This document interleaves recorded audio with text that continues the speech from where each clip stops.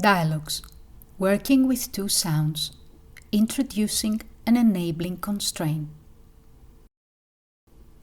A common tendency when working with wearable sensors is that the mover's attention is directed to the body part that wears the sensor. This body part then often leads the movement. This activity goes against this tendency by instituting a constraint. The mover has to find ways to activate the sound not through the part of the body that wears the sensor, but through the rest of the body. When starting with this activity, it is easier to wear the sensor on a body part that can be easily relaxed so that its weight can be supported by the rest of the body. Here, Sophie is wearing the sensor on the right wrist and explores different ways of creating sound by moving her wrist with other body parts.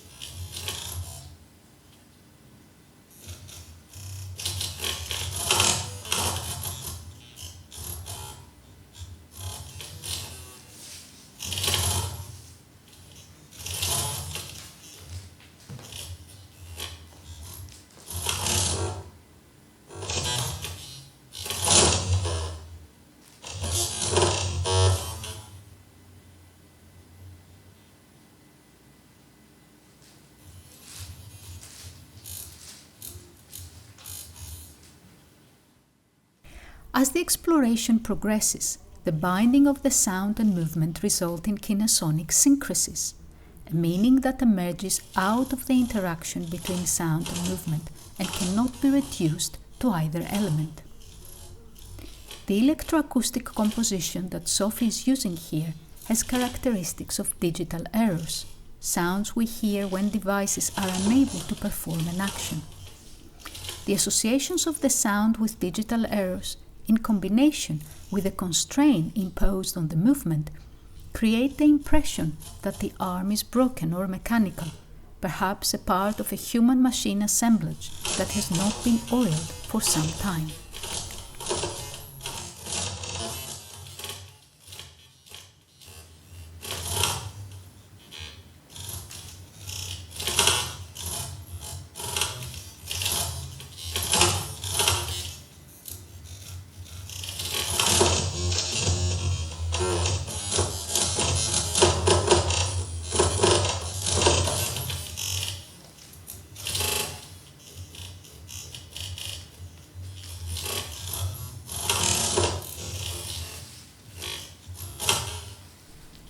A continuation of this activity is to assign two sounds to the same sensor and link each sound to a different rule. One sound signals the imposition of the enabling constraint, whereas a different sound signals the lifting of the constraint.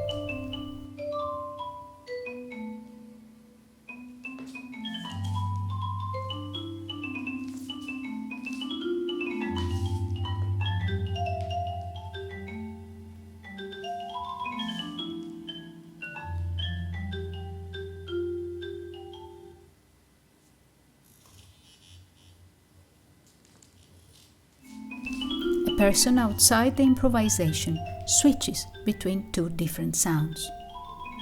As the change of the sound signals a different bodily organization, the mover has to go through swift changes in muscular tone and bodily position.